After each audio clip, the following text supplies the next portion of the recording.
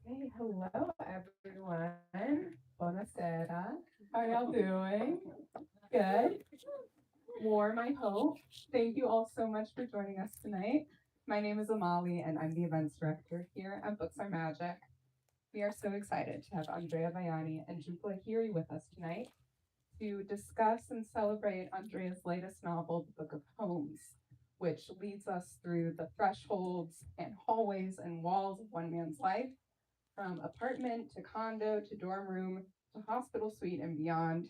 It is a true masterclass in nonlinear narrative and unusual perspectives and so much more. And we are thrilled to dive into the nitty gritty tonight with these two fabulous writers. Before we get started, though, I just have a few logistics to point out for how tonight's event is going to go. First, we will be doing a hand-raised audience Q&A towards the end of the discussion, so please start thinking of questions to ask and hold on to them. After the talk tonight, Andrea will be around to sign and personalize your books at the alcove next to where you checked in. We'll let you know where and when to start lining up for that. And finally, if you're joining us virtually on the YouTube live stream, we would love to encourage you to buy a copy of the Book of Poems online using the link in the live stream description. Okay, so for tonight's wonderful guests, Andrea Bajani is one of the most respected and award-winning novelists and poets of contemporary Italian and European literature. He is the author of 6 novels and 2 collections of poems. The Book of Homes was shortlisted for the Premio Strega and the Premio Campiello. His newest novel, L'Anniversario, just won the 2025 Premio Strega and is forthcoming in English. He now lives in Houston and teaches at Rice University. And as I mentioned earlier, Jhumpa Lahiri joins Andrea in conversation tonight. Jhumpa, a bilingual writer and translator, is the Millicent C. McIntosh Professor of English and Director of Creative Writing at Barnard College. A shortened version of her very impressive bio is that her many books have won many prizes, including the Pulitzer Prize for Fiction and the Frank O'Connor Prize, and have been finalists for many prizes, including the Booker Prize and the National Book Award. She was inducted into the American Academy of Arts and Sciences in 2024. That's all for me. Please join me in giving Andrea and Jhumpa a very warm welcome. Thank you.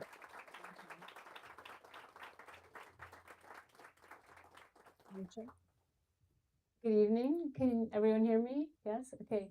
Well, thank you so much for being here. Thank you to the bookstore for having us. And thank you, Andrea, for coming all the way from Houston to have this conversation with me. Andrea and I are friends. We have had many conversations like this and many more not like this about life and about our writing and about our books as they're being made and after they've been made. And so I'm really pleased to be in conversation with you tonight. Yes, we're talking about Andrea's most recent book in English, The Book of Homes, which came out in Italy in 2021. I remember vividly the year it came out. But this is the English translation of that novel, translated by Elizabeth Harris. And essentially, it is structured. It's called The Book of Homes, so structure is a key word here. The novel is structured in 78 sections, chapters, each with the describing of a different space, a different home that has been inhabited by the main character. And once you start reading the novel, you realize that it's structured as a kind of a mosaic. So, and you see repeating, the homes will come back. One will be mentioned and then it will return and that will come back again. And so there's this very interesting rotation of homes, and also a fluidity chronologically, because each of the homes is accompanied by a particular date. So we can see whether it's 1975 or 2008 or what have you. So the reader is sort of moving back and forth in time. The narrator of this book is someone called in Italian io, which means I, the first person, pronoun I in English. But the interesting thing about this novel is that this person named I is presented in the body of the novel as a third person narrator. So, for example, just to give you an example, um, I had my example here, but now I can't find it. Okay, so just here's just something I underlined. I understands that metamorphoses exist, that the universe can capsize at any moment. I accepts that his world can be subverted, quashed, etc. So what we have with this maneuver, narrative maneuver, very interesting and rich, I think, generative and ongoing sense of displacement grammatically, because you have this I who is testing the structures of language. Okay. And one thing I found really, really fascinating, and I will ask you about this later, is that in fact, sometimes in English, the I does not create the displacement that it would necessarily create in English, in Italian, sorry, because of the way the languages work differently. And I have a couple of examples of that. In any case, so at the center of the protagonist of this mosaic is someone named I. Um, when I was reading this version, so I read it in Italian when it came out, and so when I was reading it in English, I thought of one of the books a book that had made a great impact on me many, many years ago, which I brought, which you maybe know. This book called The Poetics of Space by the philosopher Gaston Bachelard. And I discovered this book a long time ago, and I think I was very struck by it because, I think like most of us, like all of us, we think about our lives and the connection of our lives to space and homes as containers of not only of our day-to-day lives, but of our memories, of our dreams, of our nightmares. And Bachelard has this term called topoanalysis, which is literally the analysis of space, topos for space. And I'll just read a little bit of something that I think might be relevant to put us in the mood to talk about this novel, which is really, for me, a philosophical meditation. That is how I read this novel, in addition to, other elements, narrative elements. So Bachelard writes, topoanalysis then would be the systematic psychological study of the sites of our intimate lives. It is the theater of the past that is constituted by memory. The stage setting maintains the characters in their dominant roles. So this question of where do we dream? What do we dream of when we're in any particular space? Is it the dream of escaping the space? Is it the dream of returning to the space? These are things that come up in these chapters as we move through them, and they have this kind of accumulative force. And what we see when we step back from the mosaic, I mean, the more we enter into it, the more perspective, ironically, we have of its breadth, is the portrait of this person named I, who is, he's a young boy, he's a young man, an older man, he has various experiences, he becomes a writer. So we have a kind of a portrait of the artist sort of inserted into this, layers of his life, all of it very distilled. Well, I thought of reading was Palomar of Calvino, this sort of very precise gaze on things, very, very, very distilled, if you will, study of space, descriptions, very, very specific descriptions. And one of the elements in the book, I don't know if you can see, is that once in a while we find an architectural plan along, of the various homes.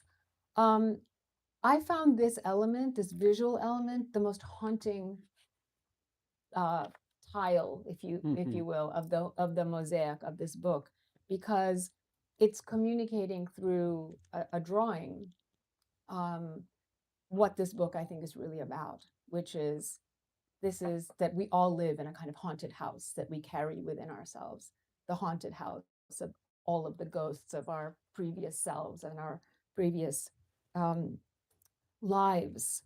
Um, so that's sort of what I see broadly happening in this novel. And so the first thing I would like to ask you, Andrea, is how you came to structure the novel as you did. Did you start with one space and then that space led you to another space, or did you always have in mind a kind of, I'm going to compose a mosaic and I'm bringing this is my bucket of tiles and now I'm going to get to work? Or how did the structural, what was the structural genesis, because it has such a it is so particular and so effective. Yeah, thank you. Thank you, everybody. Very happy to be in conversation with Jhumpa here. It's true, we had different conversations in different languages, different books. So, um, um, so I guess I have to start to answer your question. I have to start from the very moment. The first time, kind of, I got the whole novel in 1 minute, like a 1 minute. poem, Okay. more or less. So, and it happened when I was, and it probably will help describing also the structure. That is, sounds very, and is very kind of existential, was just very real for me. So it happened in 2017, I guess. I was a fellow at the American Academy in Rome, and and I was there. And the funny thing, or the scary thing for me at the time, was that the American Academy in Rome is in the same neighborhood as the one where I was born. You know, so the American Academy was kind of 5 blocks away or a little more from the first house where I was brought as soon as I was born from at the hospital, and it is the house where I grew up for the first years of my life. Then my family we moved to the north by the Alps, and the funny thing was that I accepted the fellowship and I went there, but I didn't know what to do because I didn't want to see my house. It was kind of the place where, as Leonard Cohen says, suffering began. Now show me the place where suffering began. And I knew it even too much. And so I was very, I don't know, I felt at the same time very safe in the American Academy because there was a gate, there were guards protecting me from my childhood. And there was another language spoken in the American Academy. And so I felt that it was at the same time the perfect place to be hiding, and it was the perfect place to be close to reveal to myself what place where my suffering began. And so little by little, I tried the first days. I didn't want to leave the academy. Then little by little, I started going to the grocery store, blah, blah, blah. And then there was a moment just by instinct when I decided to go see the house from outside. The house in the meantime had been sold, so there were other people living there for probably 15 years or so. And when I got there, there was an old man smoking a cigarette. Was kind of a little terrace with a gate. And I went there and I started talking to him. And and he started answering me, but it was everything was a little awkward because there was no reason why I was there talking to him, asking questions. And then he asked me, so he basically asked me, what do you want from me? And then I said, oh, I used to live here. And he was kind of suspicious because I'm from Rome, but my accent is from the north. So he was not really believing that I was a Roman. So I was I was kind of an impostor for him. But then I said, yeah. And then he understood that I really wanted to see the house, the apartment. And he said, do you want to see the apartment? And I said, yes. I was like a little child at that moment. Yes. And I saw that there was at the window, behind the window, there was the wife who was probably thinking, oh my God, my husband is so stupid because I was about to get in. And then the guy entered the house, the apartment, and then probably chatted a bit with the wife. And the wife probably was yelling at him. And then he got to the terrace again. And then he said, okay, you can come in. And so I went to this apartment. It was a very embarrassing moment because they were embarrassed. They were kind of looking at me as if they were occupying my space. No, so they were almost apologizing that they were there, living there, and I couldn't really recognize the place because of the time that has passed in between, but also because they had renovated the house. So I left, and I don't know, I was in between being sad and disappointed.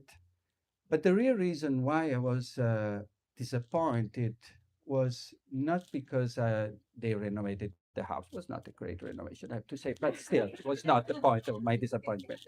But the point was that, and the reason of my kind of sadness was that what I really expected from that moment was not to see the house, to see the apartment, but in a way I was expecting the little one I was running towards me. I was kind of expected my little self, my previous self, running towards me to say, "Hey, I'm here," you know. And he didn't come to me, you know. And so from that moment on, so what happened was, in terms of how I started, I went back to the academy, and I was in my little room, and in 1 minute, really, I started listing all the apartments where I happened to live for years or for months, and there were more than 30 apartments.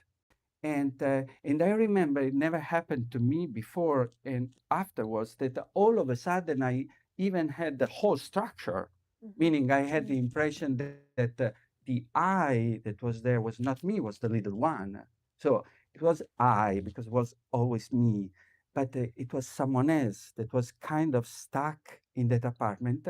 And I remember this feeling of seeing the whole structure of my old life in a way as a starting point. Then I would have worked on it and would have become very different. But my whole life listed on a piece of paper.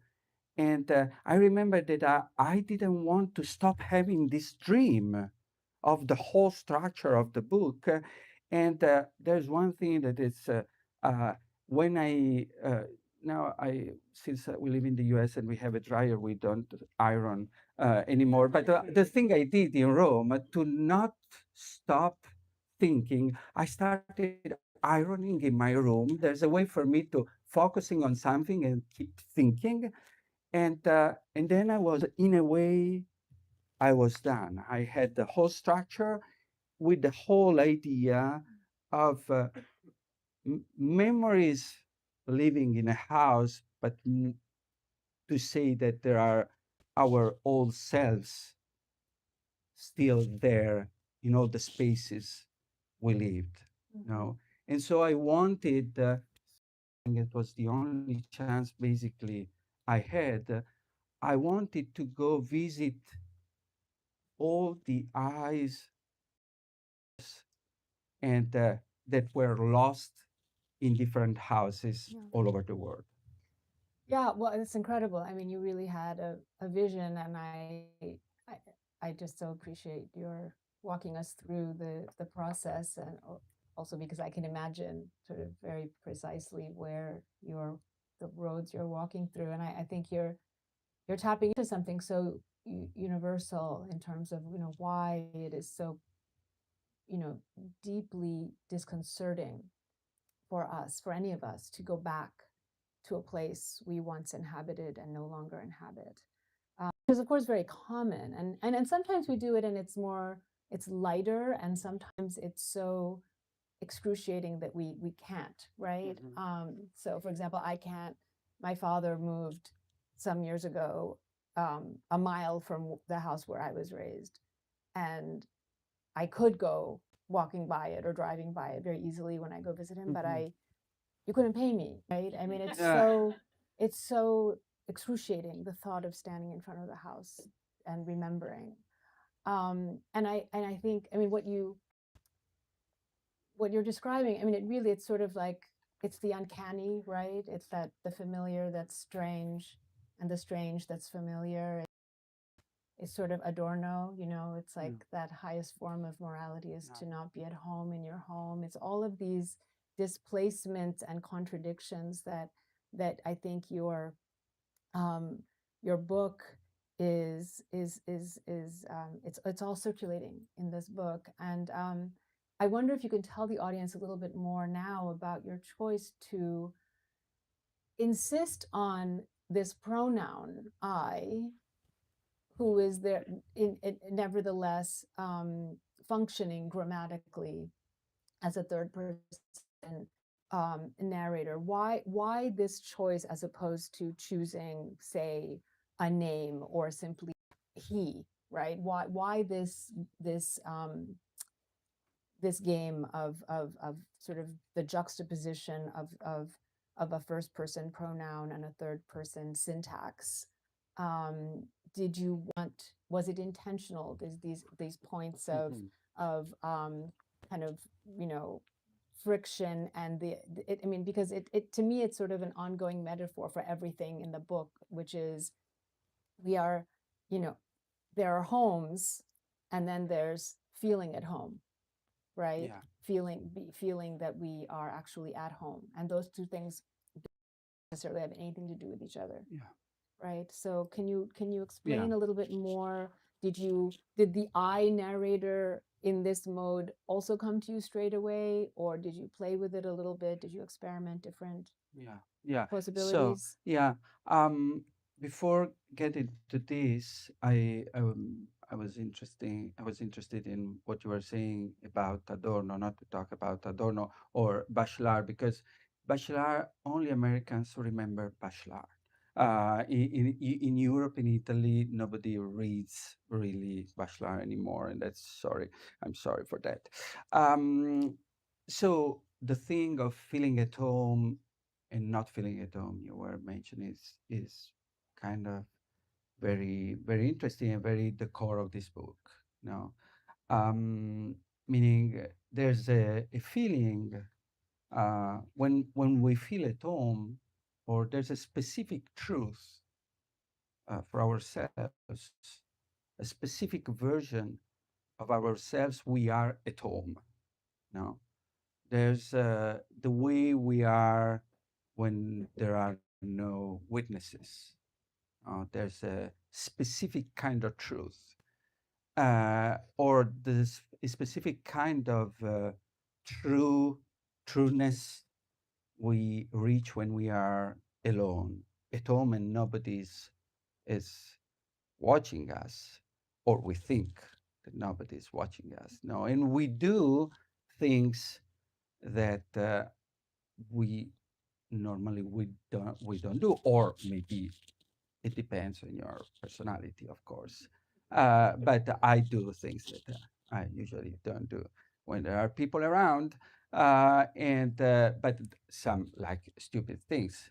Sometimes when I write work, but if sometimes there's I don't know, a good sentence, I kind of clap. And it's something that if there's someone around or in the house or even on campus, I'm very close to the hallway, so I clap very timidly. And but there's a specific way, and so the point is that I wanted, in a way, to go collect and to put them in a mosaic all the true or the truenesses of this character named I. No, and the only way to do that was to try to enter these houses. And as I was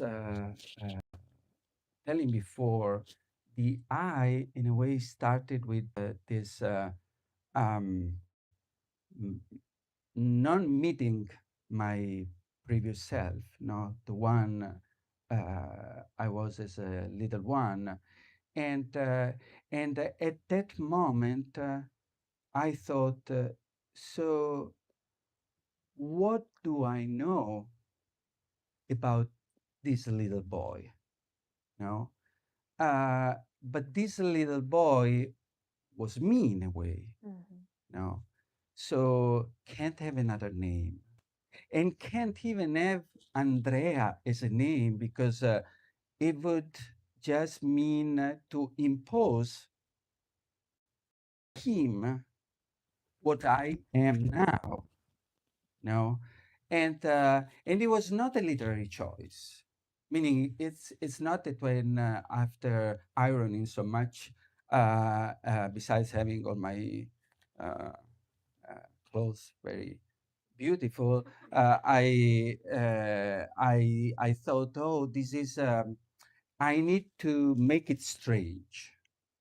You know, It's estranging, it's right? yeah, Like yeah, purposefully, yeah, yeah. right? Purposefully, it to me was the only possible way. You know, when Were you thinking of Rimbaud and no, then I is the only other, that kind of thing? afterwards, Yeah, when I had yeah. to present the book, I started presenting the book. Then I said, Rimbaud says, "Je vais un autre," and so and I looked more, I don't know, educated, but it was not was just very the only way I could say uh, what the name of this person is I. And then, of course, it creates a little bit of a limping of the phrase at the very beginning, you know.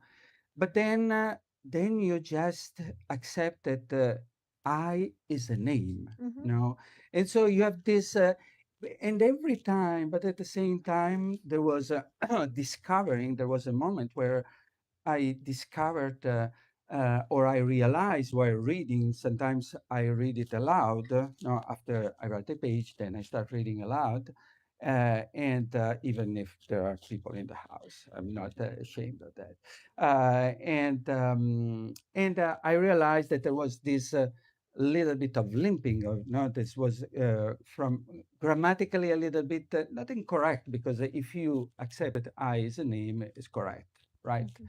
And but then I like the fact I like all the times that I there's a way of making feel uh, making sound the sound of language. You know, sometimes we don't even realize that a phrase is written in a specific way unless there's something that doesn't work.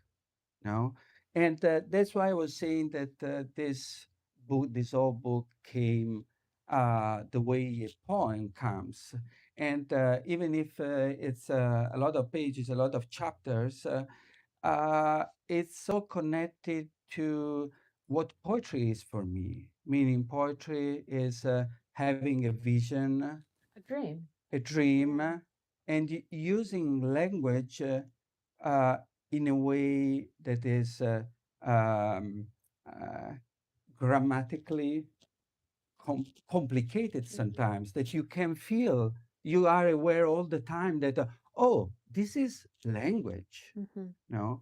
And using this I, that was again very by instinct, it made me also be happy that people would have to notice that language is something material, and that when you read a phrase, there are words popping up.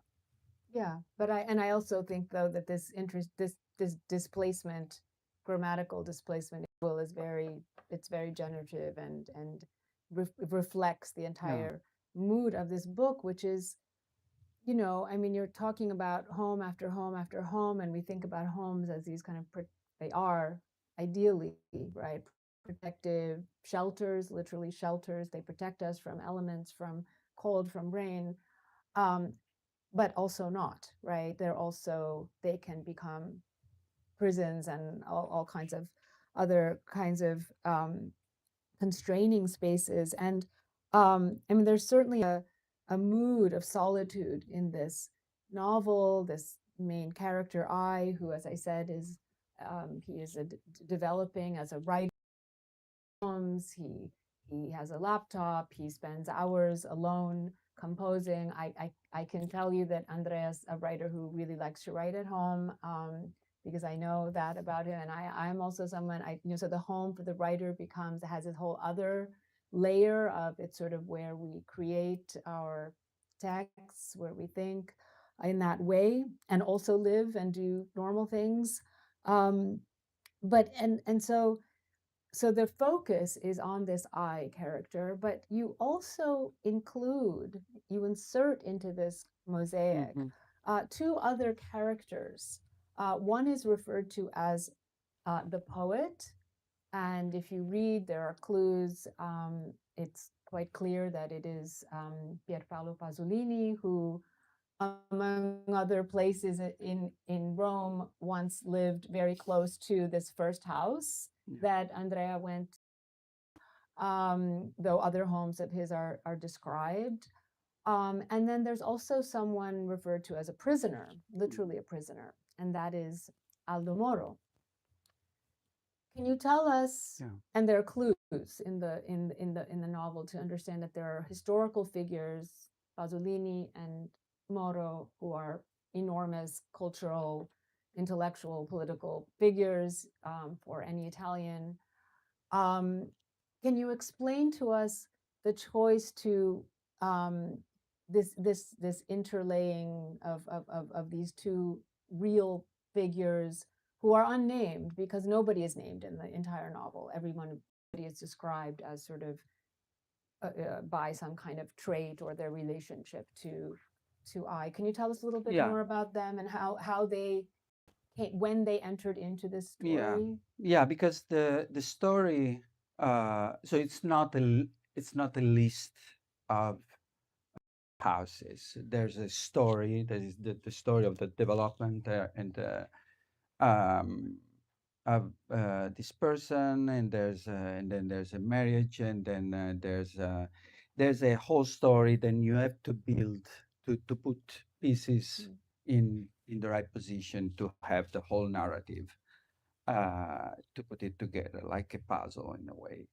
And the thing that was very interesting to me, so most of the book, most of the novel is kind of private, intimate. Intimate. No, it's intimate, like the way we are at home.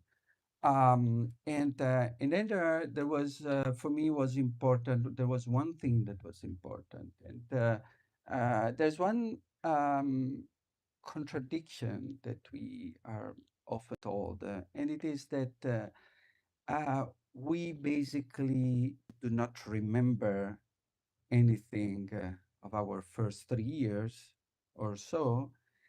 And we are also told at the same time that in the first 3 years, we develop our identity.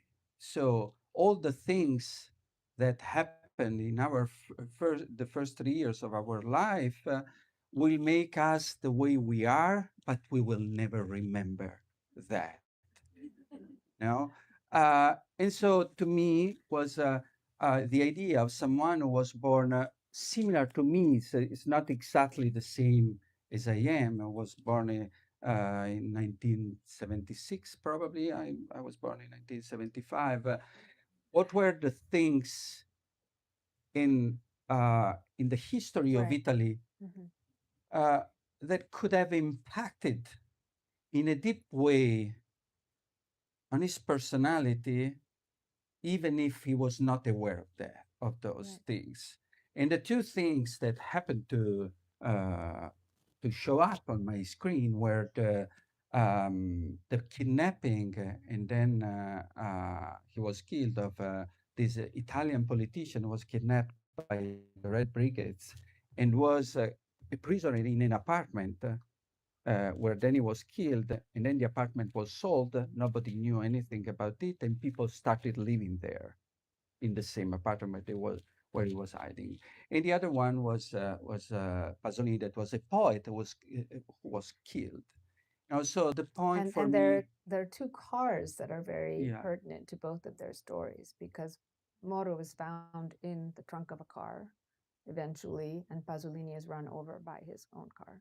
yeah, and to me they were kind of the memory of a bigger space that is my country in a Mhm. way, but also the death of Aldo Moro, of this politician kidnapped by the Red Brigades, was very striking. The fact that I started researching, and then I went there and I went to see that apartment, and when he was kidnapped there, they were all pretending that they were a normal family. He was hidden behind a bookshelf, and uh, and I was thinking very much and with with a big compassion of the people. There was an old lady who then happened to go live in that space, and there still were signs on the floor with the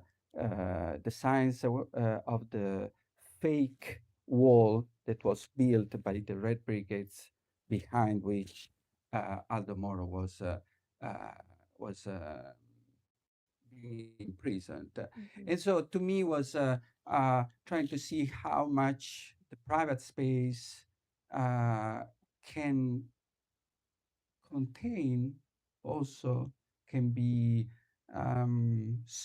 can influence so much our identity, not only from an intimate point of view, from a private point of view, but how many things like through the television, that is another of the objects, enters the apartment. And I was imagining this little boy crawling with the images of this Italian politician killed and shown on TV in his car.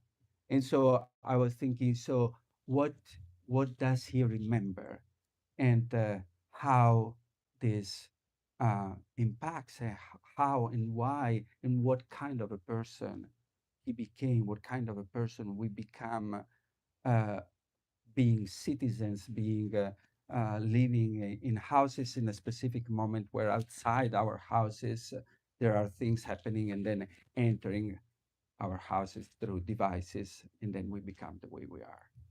Yeah, I think that's very. I mean, I really appreciated actually the the the these components in the mosaic, and I think it speaks exactly to this sort of porousness of all of our structures. And I think what I feel reading the book is the really the vulnerability of your main character, but also of all of the characters. Um, and at the same time, you know, this is just this very contradictory energy of the home space and the place that's supposed to protect us, that renders us the most vulnerable, but also a place of, you know, at least for his emerging artistry Yeah, and voice and vision and way into the world yeah, and out. Um, I saw a sign about 5 minutes ago that we were yeah. supposed to now Okay, had five yeah, minutes. So should we? I think should we go into the audience questions yeah. now? Okay. So, okay, we can have questions and keep talking about these ideas. We also have some readings potentially at any point if we want to hear a little bit of the book. So if anybody wants to just raise your hand and say, I'd like to hear a bit of the book, we are Yeah. happy to do that as well. Yes. Yeah, Uh, what are we supposed to do with Repeat the the mic? question. I don't know. Oh, I just repeat the question. Repeat the question. Okay. Were the titles of each chapter, did they come in that initial flush? You imagined all the spaces? Each title is home as or Yeah. home of. Did you envision those titles? Yeah. If the title. So every house is a name, and if I got the name, if I kind of envisioned the names um, while I was writing, it depends. But pretty much so. The houses were um, were sort of characters, meaning this is basically uh, the story of a person told by the houses he lived in. And so they have real names. So, and the names they have are not um, less than the names of the characters. Since the characters are I, mother, father, they are more original. They are more, they, and usually they are um, kind of describing a little bit what the house is. But I sort of had the sound, so the titles and the names of the houses were pretty much by instinct. They came again like a poem. They have to have the right name and the right sound. You know what I thought of, because in this moment, so I've been involved in this long, I've been living in the house of Ovid, Ovid's Metamorphoses, epic poem that I've been co-translating with a professor of classics at Princeton. Anyway, but as I was looking at your novel in English, I encountered in book 11, as I was revising, this moment called the House of Sleep. Mm-hmm. And Ovid has this incredible description of something called the House of Sleep. And in fact, the House of Sleep contains Sleep, who then has his ambassadors lying around lazily, and they are the dreams. Yeah. And he sends the dreams out into the world and, to enter the minds and our consciousness, right, of various people. And so there's the scene where he has to send one of his dreams out to explain to a woman that her husband has died.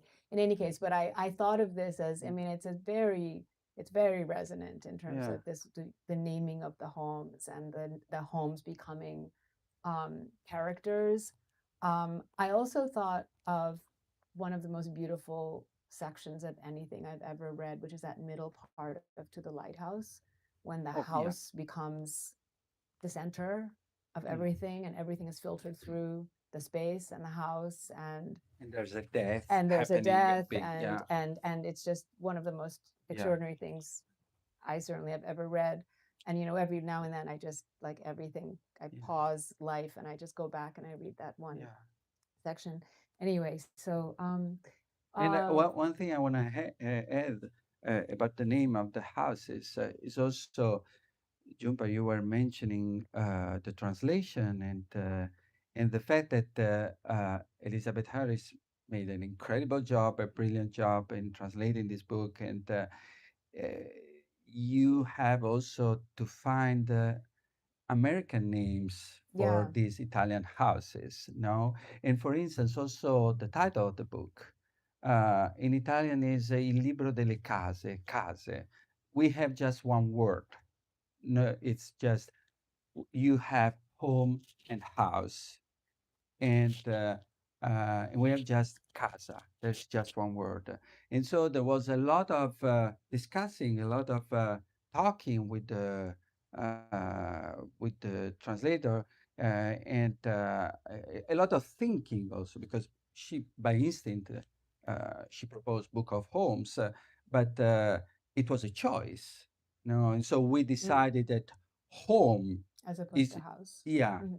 was supposed to be was the thing I was referring to. So the hominess. No, I don't know if it exists, but I yeah. think it was the right choice, not only because of this sort of homely, the uncanny, like all of these things are tied to that word, as we know, but also because of the connotation of home and family. Yeah.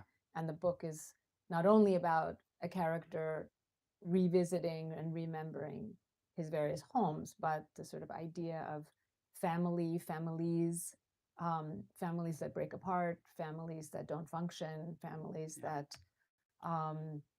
in all phases of constructing function. and deconstructing. Yeah. Another question? Yeah. I have a question about one of your characters who's also a home that you described, which is a turtle. Oh, I think there's a very moving and mimicking relationship between Baby Eye and the turtle. So I wonder how you got to that and why you included it. the question is about the turtle that is one of the One of another piece of yeah the mosaic that, yeah it was thank on the you for main mentioning characters, that. my favorite one in the whole book, and why it's there, and you were mentioning also the relationship between the little boy and the turtle. For instance, we chose Liz Harris chose a turtle, and it actually probably was a tortoise.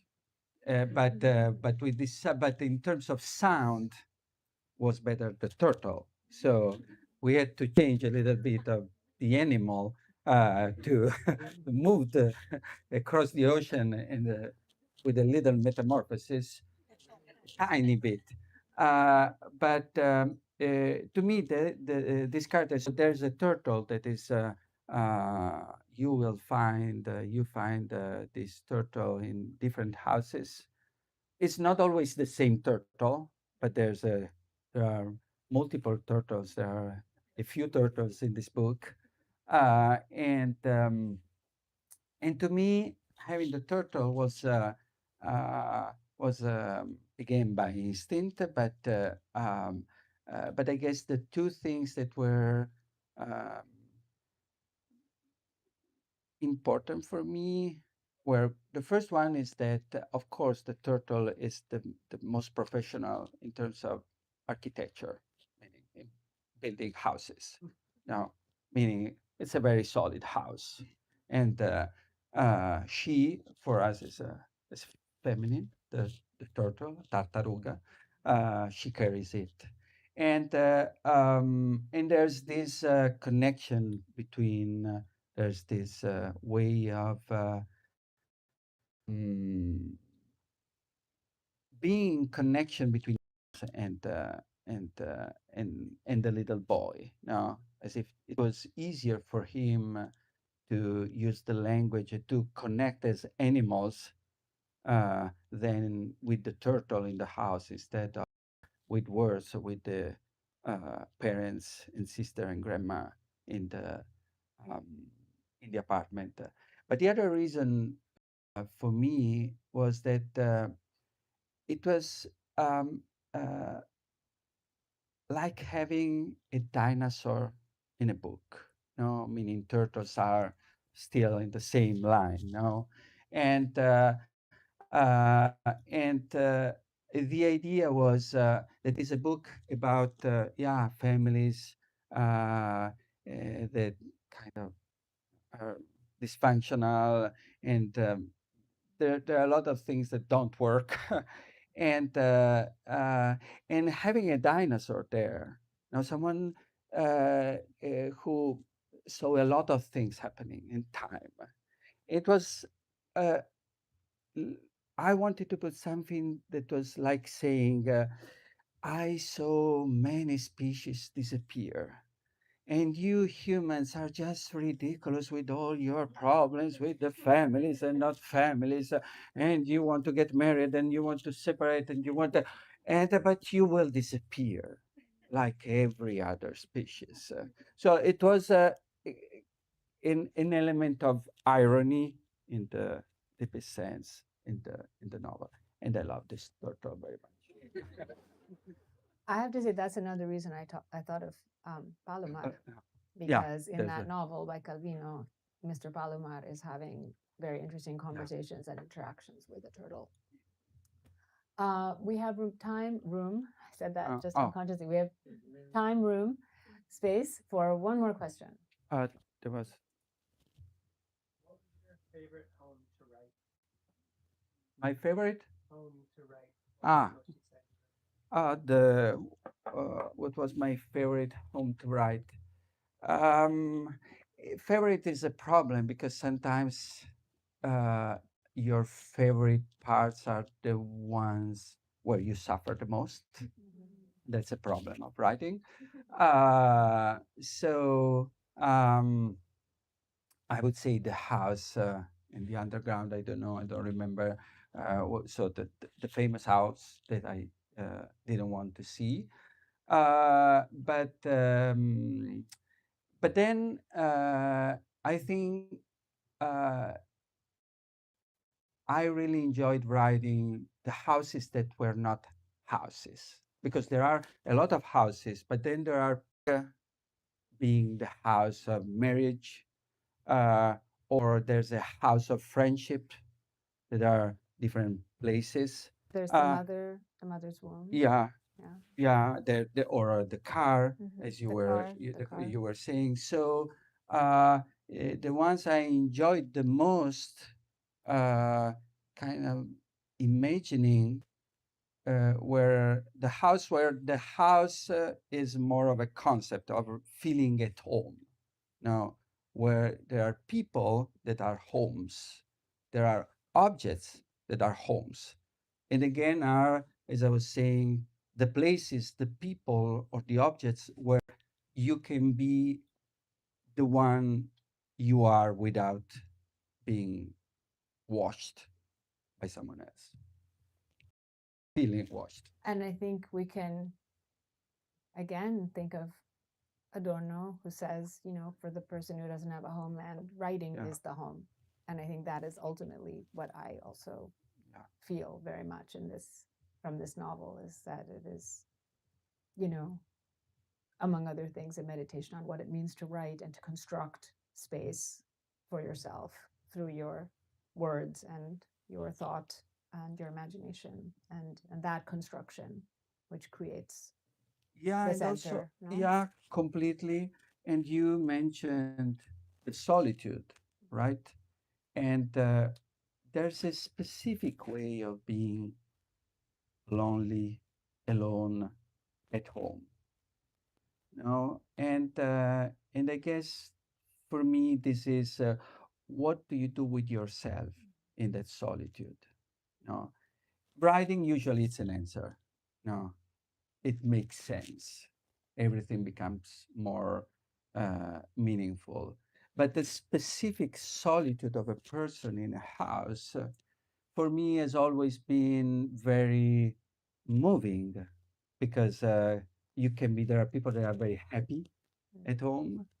You can be very sad because you feel lonely, or you can be both. You can feel, oh, I can't wait for the moment that everybody is leaving and I'll be the only one. And you are happy to be there. Usually, I eat a lot of things, and then you start watching the phone and say, "Oh, I miss everybody. So I want this house to be full of yeah." And that's the space and solitude. Beautiful. Thank you, Andrea. Thank you, everybody. Thank you, Jhumpa.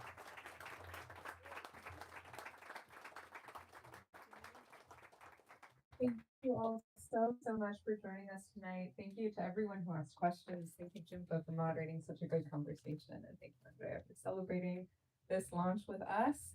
Some final reminders before we all wrap up and head back into the blustery cold. If you're still with us on the live stream, you can buy a copy by clicking the link in the live stream description. For those of you with us tonight, if you haven't gotten a copy of the Book of Poems yet, we've got extras available for purchase at the register where you checked in. Andrea will be around to sign and personalize your books. That's going to be happening right where my coworker Carmelo and Yesh in the back, right where they're pointing to. Thank you very much. And if you look at that cart that's back there as well, it is full of signed copies of Jhumpa's books. She very graciously pre-signed for us. So please check those out as well. Grab a copy if you haven't yet.